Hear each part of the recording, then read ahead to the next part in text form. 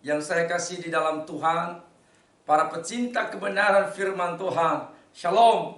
Apa kabar saudara-saudaraku? Saya berdoa dan saya percaya saudara-saudara dalam keadaan baik, dalam keadaan sehat, dalam keadaan diberkati oleh Tuhan.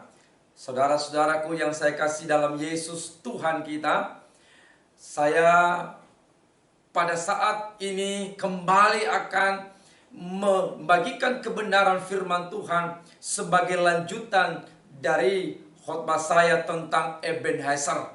Jangan lupa berikan dukungan berupa subscribe, like, dan juga komentar. Apabila saudara merasa diberkati dengan firman Tuhan ini, boleh saudara share atau bagikan kepada yang lain, supaya yang lain pun juga sama-sama diberkati oleh Tuhan. Video-video saya selanjutnya akan terus memberkati saudara. Jangan lupa juga untuk membunyikan lonceng notifikasi saudaraku.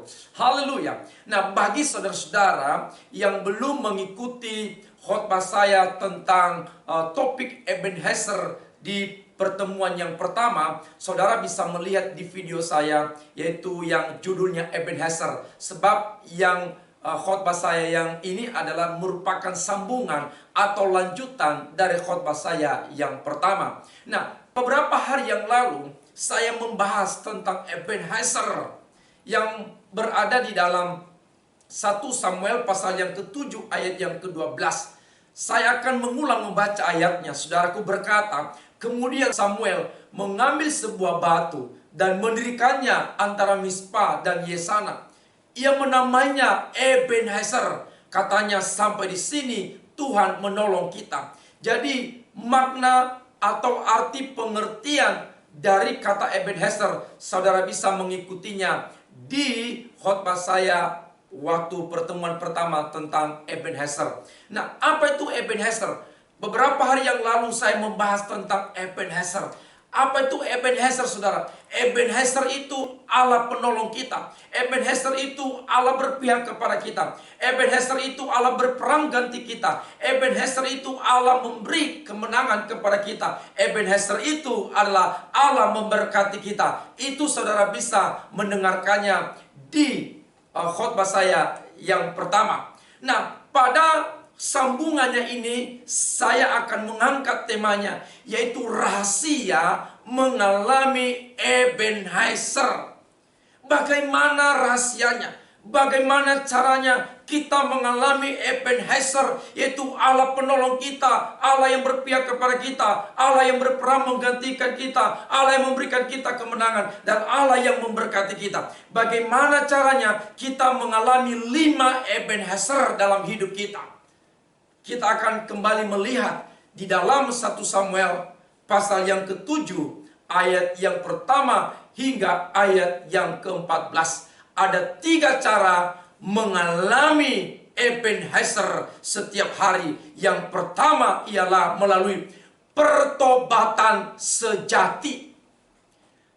Ayat yang ketiga dan ayat yang ke-6 di sana dikatakan, saudara-saudaraku, lalu berkatalah Samuel kepada seluruh kaum Israel demikian, jika kamu berbalik kepada Tuhan dengan segenap hati, maka jauhkanlah para Allah asing dan para asitoret dari tengah-tengahmu, dan tujukanlah hatimu kepada Tuhan, dan beribadahlah hanya kepadanya, maka ia melepaskan kamu dari tangan orang Filistin. Ayat yang ke-6 berkata, setelah berkumpul di Mispa, mereka menimba air dan mencurahkannya di hadapan Tuhan. Mereka juga berpuasa pada hari itu dan berkata di sana, kami telah berdosa kepada Tuhan. Dan Samuel menghakimi orang Israel di Mispa. Jadi untuk mengalami 5 Ebenezer dalam hidup kita, maka yang pertama yang harus kita kerjakan, yang harus dikerjakan oleh orang Israel pada waktu itu adalah harus melakukan yang namanya pertobatan yang sejati. Apa itu pertobatan, saudaraku? Pertobatan yaitu suatu tindakan yang disengaja untuk berbalik dan meninggalkan jalannya yang jahat, meninggalkan kehidupannya yang jahat, meninggalkan yang namanya dosa, dan kembali kepada Tuhan, kepada kebenaran dan keadilan. Itu namanya bertobat. Samuel berkata kepada bangsa Israel, engkau melihat di hadapanmu orang Filistin akan menyerang kamu, menjajah kamu, membunuh kamu, memerangi kamu. Tetapi kamu akan menang. Kamu akan mengalami Ebenezer. Kamu akan mengalami kemenangan yang luar biasa apabila kamu hidup dalam pertobatan yang sejati. Saudara yang saya kasih dalam Yesus Kristus Tuhan kita, dengar baik. Lama sekali orang Israel hidup di dalam dosa, hidup dalam kejahatan, dan hidup di dalam kelaliman. Lama sekali orang Israel hidup tanpa Allah yang benar, tanpa kebenaran firman Allah. Lama sekali orang Israel berjalan menurut keinginannya sendiri. Dan lama sekali orang Israel hidup tanpa Ebenezer dalam hidup mereka. Akibatnya apa? Akibatnya adalah Tuhan membiarkan mereka hidup dalam penderitaan. Tuhan menyerahkan mereka ke dalam tangan musuh-musuh mereka. Tuhan membiarkan mereka dijajah, diperbudak, ditaklukkan oleh musuh-musuh mereka, khususnya bangsa Filistin. Tuhan membiarkan harta milik mereka, kota-kota mereka, tanah-tanah mereka dirampas oleh musuh-musuh mereka. Itu akibatnya karena mereka tidak bertobat. Tuhan membiarkan mereka dikalahkan, ditaklukkan, ditundukkan oleh musuh-musuh mereka.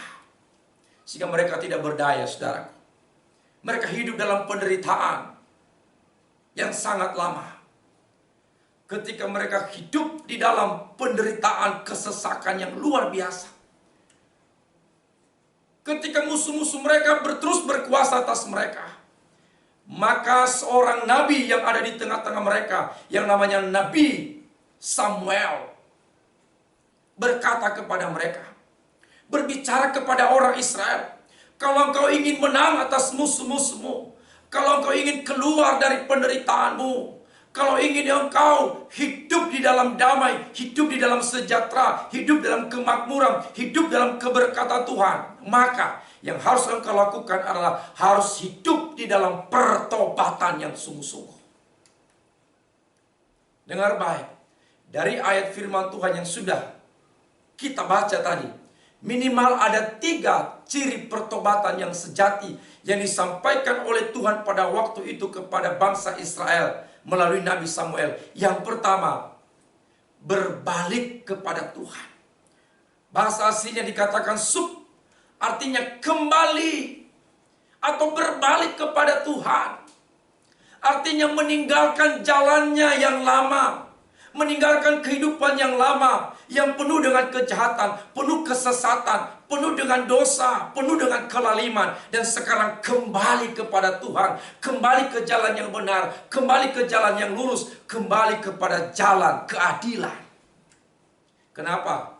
Karena selama ini bangsa Israel hidup di dalam dosa dan kejahatan yang memilukan dan menyakiti hati Tuhan, sehingga Tuhan membiarkan, mengizinkan mereka hidup di dalam penderitaan. Dibiarkan oleh Tuhan mereka hidup dalam kemiskinan, dibiarkan oleh Tuhan mereka dijajah oleh musuh-musuh mereka karena mereka jahat di mata Tuhan.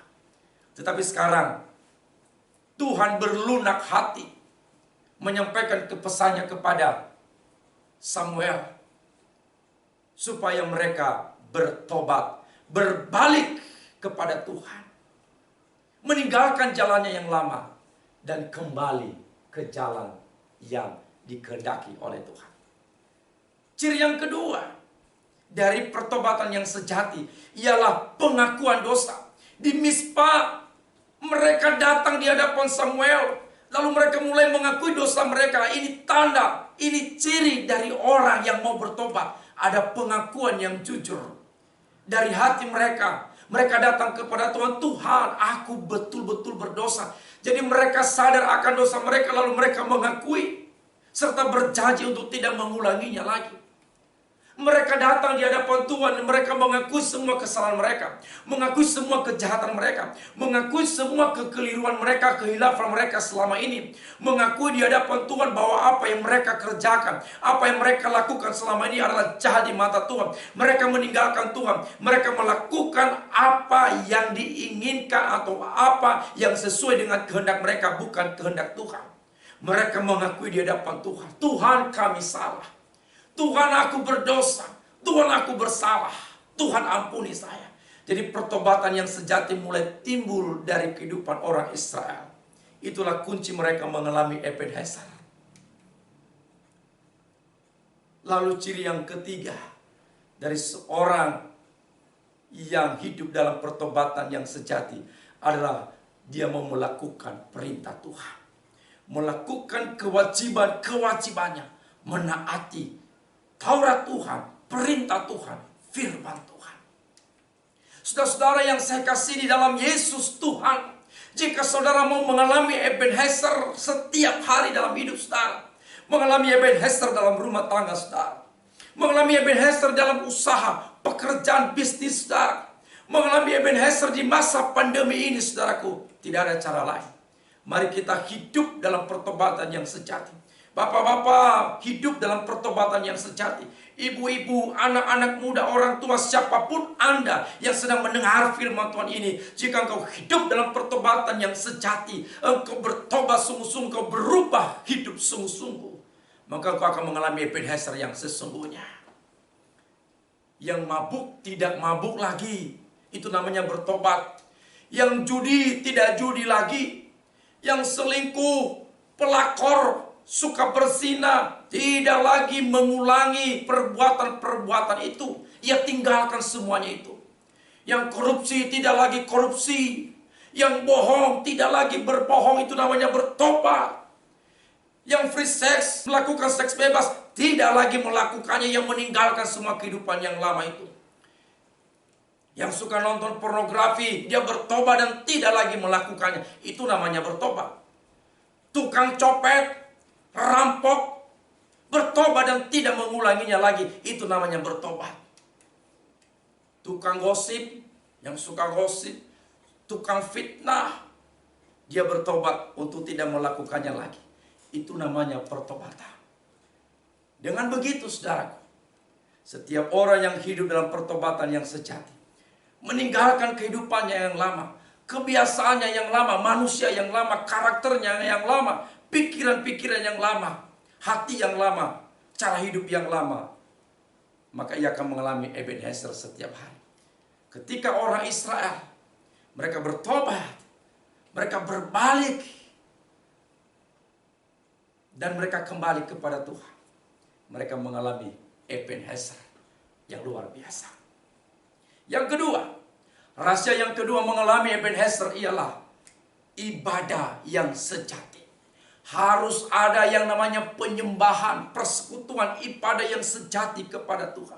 Itu yang dikatakan Samuel kepada bangsa Israel di ayat yang ketiga bagian B, ayat yang ke-8 dan ayat yang ke-9 di dalam 1 Samuel pasal yang ke-7. Diberkata, maka jauhkanlah para allah asing dan para asitoret dari tengah-tengahmu, dan tujukanlah hatimu kepada Tuhan, dan beribadahlah hanya kepada Tuhan. Kemudian orang-orang Israel menjauhkan para Baal dan para Asitoret dan beribadah kepada Tuhan. Ayat yang keempat. Ayat yang kelima. Lalu kata orang Israel kepada Samuel, janganlah berhenti berseru bagi kami kepada Tuhan Allah kita, supaya ia menyelamatkan kami dari tengah-tengah orang Filistin. Ayat yang ke-9, sesudah itu Samuel mengambil seekor anak domba yang menyusul lalu mempersembahkan seluruhnya kepada Tuhan sebagai korban bakaran. Dan ketika Samuel berseru kepada Tuhan bagi orang Israel dengar baik, Tuhan menjawab dia. Ini yang kedua. Ini rahasia kita mengalami Ebenezer, yaitu melalui ibadah yang sejati, ibadah yang murni, ibadah yang tulus di hadapan Tuhan. Ini yang dikatakan oleh Samuel kepada bangsa Israel. Jika engkau beribadah sungguh-sungguh, jika engkau beribadah dengan tulus hati, dengan serius kepada Tuhan, maka engkau akan mengalami Ebenezer, kemenangan itu. Orang-orang Israel, kenapa mereka pada waktu itu sering mereka dikalahkan, ditundukkan oleh musuh-musuh mereka? Karena orang Israel lama sekali mereka hidup tanpa Allah yang benar, tanpa ibadah yang benar, tanpa penyembahan yang benar di hadapan Tuhan. Mereka meninggalkan Tuhan lama sekali. Mereka meninggalkan jalan Tuhan, meninggalkan ibadah kepada Tuhan. Mereka meninggalkan Tuhan Allah yang membawa mereka dan nenek moyang mereka keluar dari Mesir menuju tanah Kanaan, tanah perjanjian. Lama sekali bangsa Israel mengikuti Baal, mengikuti dewa, mengikuti Asitoret yang menjijikkan di hadapan Tuhan. Itulah yang menyebabkan mereka hidup dalam penderitaan. Mereka menyembah dewa-dewa yang mati dan dewa kesia-siaan. Sekarang Samuel berkata, "Kesinilah orang Israel. Aku akan memberitahukan kepada kamu apa rahasianya engkau hidup mengalami Ebenezer setiap hari. Yaitu beribadahlah hanya kepada Tuhan saja." Kembali membangun ibadah yang sejati. Kembali membangun persekutuan yang sejati di hadapan Tuhan. Penyembahan yang sejati. Engkau hanya menyembah Tuhan Allah Abraham, Ishak dan Yakub. Mereka harus meninggalkan dan menjauhkan ibadah yang salah, yang sesat, dan yang palsu. Membuang semua berhala. Membuang semua dewa-dewa. Meninggalkan semua Baal yang menjijikkan di hadapan Tuhan. Dan ibadah sejati mulai dibangun di hadapan Tuhan.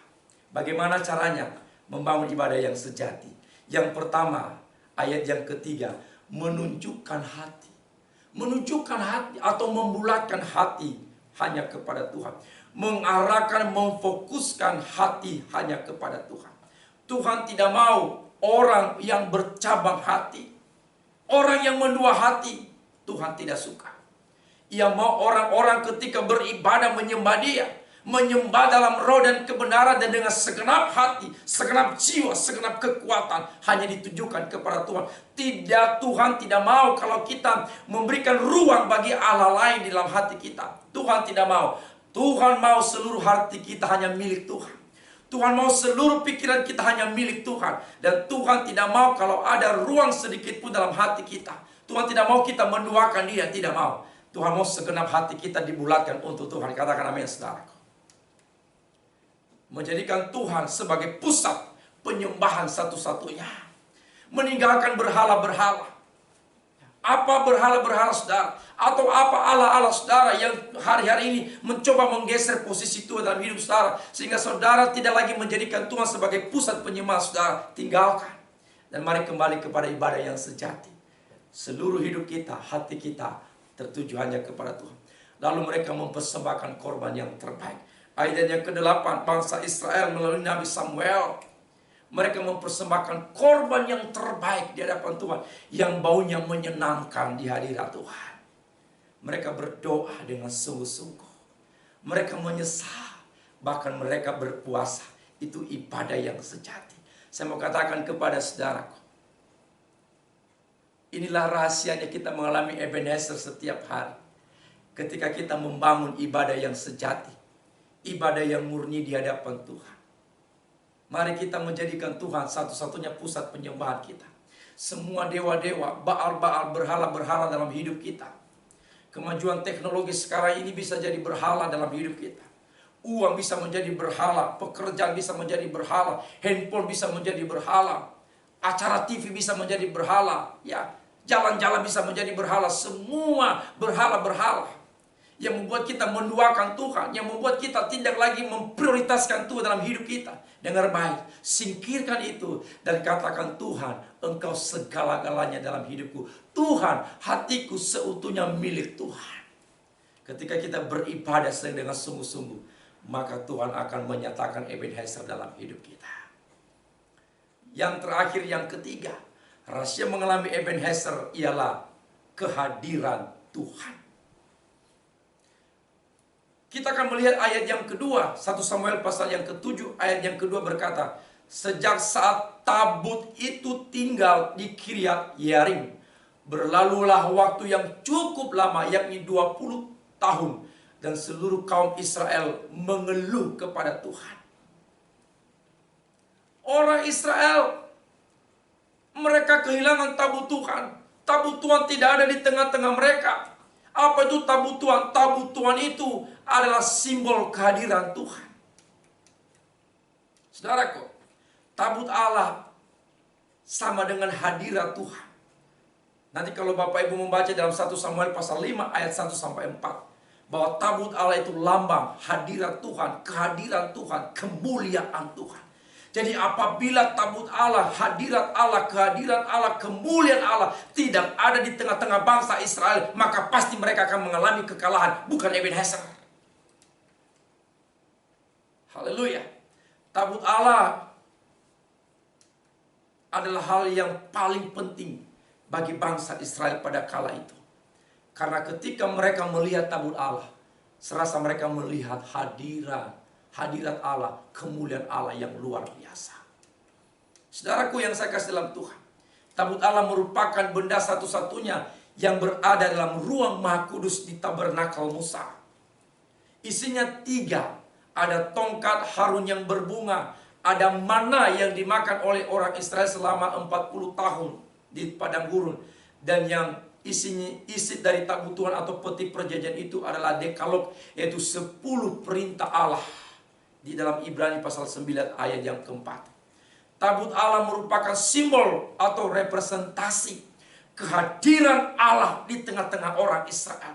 Selama 20 tahun orang Israel tanpa tabut Allah, yaitu selama 20 tahun bangsa Israel mereka hidup tanpa hadirat Allah, tanpa kemuliaan Allah, tanpa kehadiran Allah. Selama itulah mereka hidup dalam penjajahan, hidup dalam penderitaan, hidup di dalam kesusahan, hidup di dalam persoalan dan masalah yang luar biasa, hidup di dalam perbudakan. Kenapa? Karena mereka hidup tanpa kehadiran Allah. Selama itulah mereka mendapat tekanan yang luar biasa.